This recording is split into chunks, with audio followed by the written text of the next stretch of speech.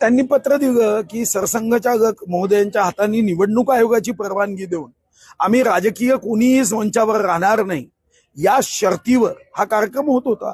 स्वर्गीय रतन टाटा साहेबांची इच्छा होती की हा कार्यक्रम त्यांच्या व सरसंघचालकाच्या उपस्थितीत व्हावं. आणि स्वर्गीय रतन टाटा तर आमच्यात राहिले नाही, पण सरसंघचालकांना मी आग्रहाची विनंती केली ते आले. पण आमच्याच चंद्रपूरच्या देवेंद्रजींनी ज्यांना प्रवेश दिला त्या नेत्यांनी हा कार्यक्रम घेऊ नये असं लेखी पत्र दिलं. मला आश्चर्य झालं की असं पत्र सरसंघचालकांच्या बाबतीत कोणी देऊ शकतं.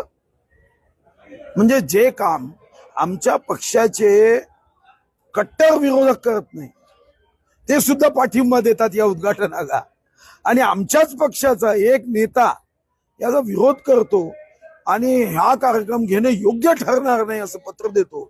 तर हे आमच्यासाठी भारतीय जनता पार्टीचे आम्ही निष्ठावान कार्यकर्ते आहोत, ते आमच्या सहनशीलतेच्या बाहेर आहे. शेवटी आम्ही पदाची तमा करणार नाही. देवेंद्रजीच्या कानावर मी ही गोष्ट टाकली. खरं तर त्यांच्याकडून माफीपत्र घेऊन घेतलं पाहिजे. त्यांनी ते स्वतःचं पत्र विड्रॉल करायला हवं होतं, पण ते झालं नाही.